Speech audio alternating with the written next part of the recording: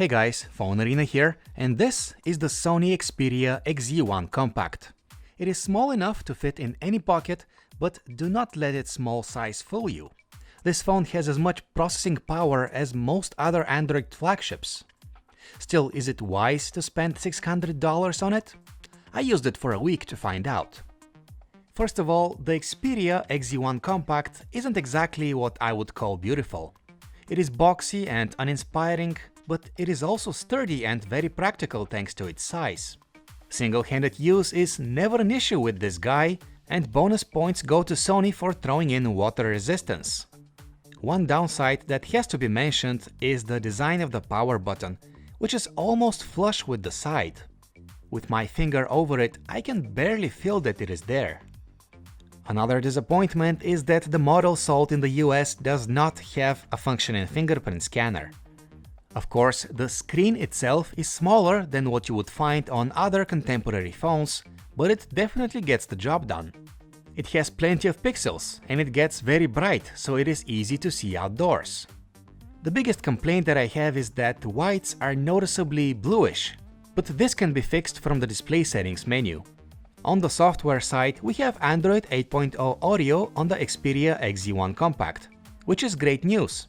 The phone runs the latest software that Google has to offer, and even though that's not immediately obvious, there are some welcome improvements under the hood, such as the better power management. Thankfully, Sony's custom interface allows text and visual elements to be scaled up. Personally, I found text to be too small to read comfortably, so I increased its size up a notch.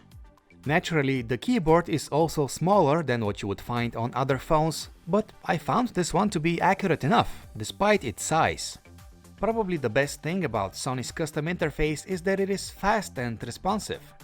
Overall, it is functional and there is not a whole lot missing, but there are still many things that Sony could have executed better.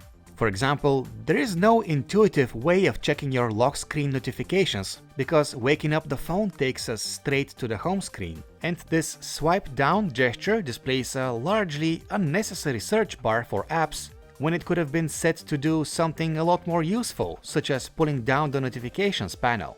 But again, it is great to see that the Xperia XZ1 Compact is a really fast phone. And that must have something to do with the powerful Snapdragon 835 chip that's inside it. The screen size may not be perfect for heavy gaming, but the hardware itself is totally capable of running even the latest games without issues. Built-in storage is 32GB, but a huge chunk of it is occupied by the operating system.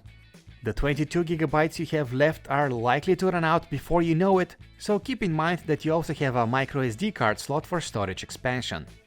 That camera at the back is pretty much identical to the one that we have on other recent high-end Xperia phones.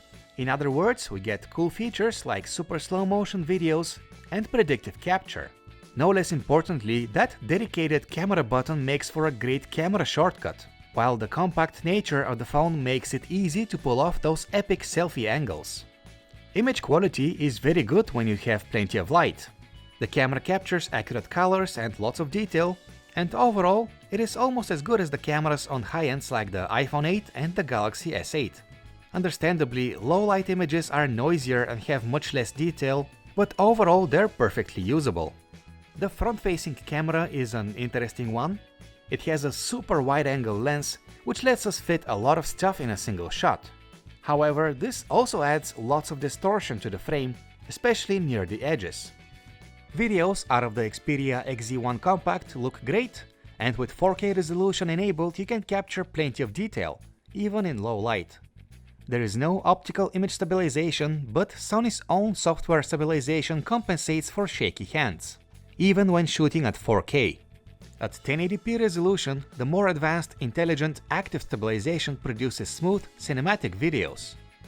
Sony's new 3D Creator feature is also present on the Xperia XZ1 Compact, and basically it lets you scan people and objects in 3 dimensions. You can then save, share, or even 3D print the results. But while this is all impressive technology, its practical use is very limited at this time. The front-facing speakers on the Xperia XZ1 Compact are more than welcome, but do not expect them to blow you away with quality or loudness. They sound good enough, but could really use some lows and highs.